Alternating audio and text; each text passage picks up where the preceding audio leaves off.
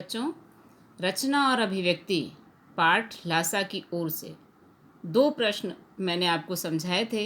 उसके अलावा जो और बाकी है वो मैं तुम्हें इसमें समझा भी रही हूँ और बता भी रही हूँ अच्छी तरह से।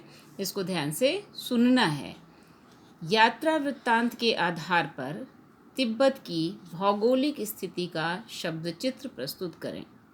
वहाँ की स्थिति आपके राज्य ऑब्लिक शहर से किस प्रकार भिन्न है। मतलब आपका राज्य जो है क्या है, राजस्थान। शहर क्या है, राजसमंद। तो यहाँ से वहाँ की मतलब जो यात्रा वृत्तांत जहाँ की उन्होंने यात्रा की है, तिब्बत की राजधानी की ल्हासा की ओर जब गए तो वहाँ की जो भौगोलिक स्थिति है वो और ये कैसे हैं। वहाँ भी पहाड़ हैं, यहाँ भी पहाड़ हैं, पर वहाँ के पहाड़ कैसे हैं, यहाँ के पहाड़ कैसे हैं, इसके बारे में आपको बताना है। इसका मतलब यही है एरिया वाइज।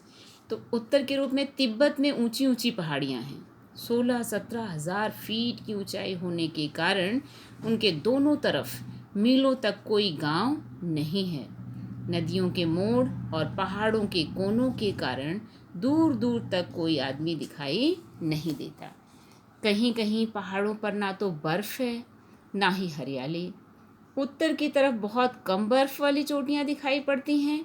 सर्वोच्च स्थान पर डाणे के देवता का स्थान है, जो पत्थरों के ढेर, जानवरों के सींगों और कपड़े की रंग बिरंगी झंडियों से सजाया जाता है।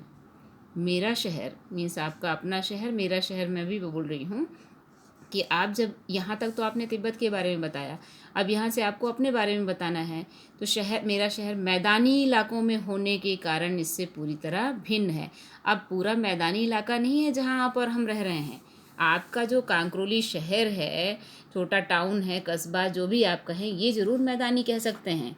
लेकिन आप देखेंगे तो कांकरोली में भी के चारों तरफ भी पहाड़ियाँ हैं।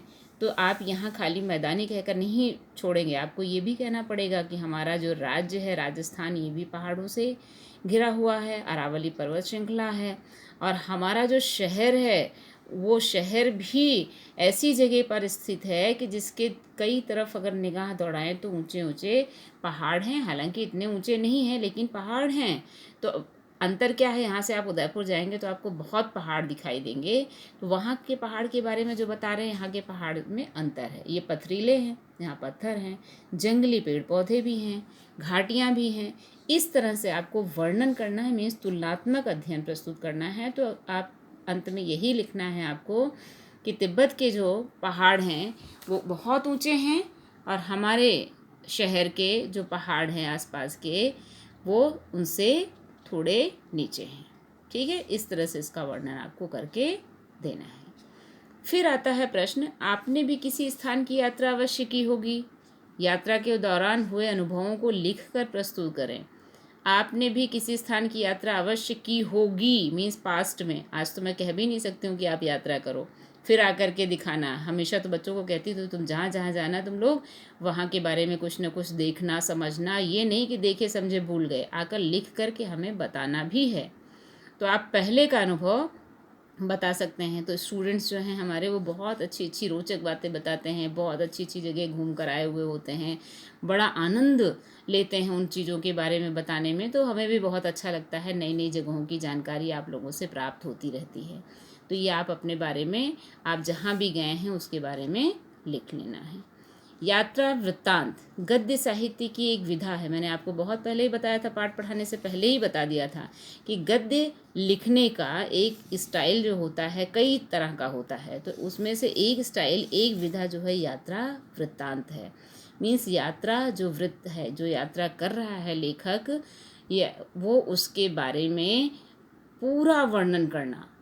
जब से शुरू किया, जहाँ तक किया, लौट कर आया, तो हर स्थिति, जाने आने का रास्ता कैसा है, कैसे पहुँचे, कौन कौन मिले, वहाँ जहाँ रुके कैसे रुके, वहाँ की संस्कृति कैसी थी, लोक शैली कैसी थी, लोग कैसे थे, ये सब बताना है। अब प्रश्न इसमें क्या पूछा गया आगे देखो, आपकी इस पाठ्य पुस्तक में कौन कौन सी विधाएं हैं, प्रस्तुत विधा उनसे किन मायनों में अलग है। तो पाठ्य पुस्तक में कई विधाएं हैं। पाठ के हिसाब से मैं आपको बता देती हूँ।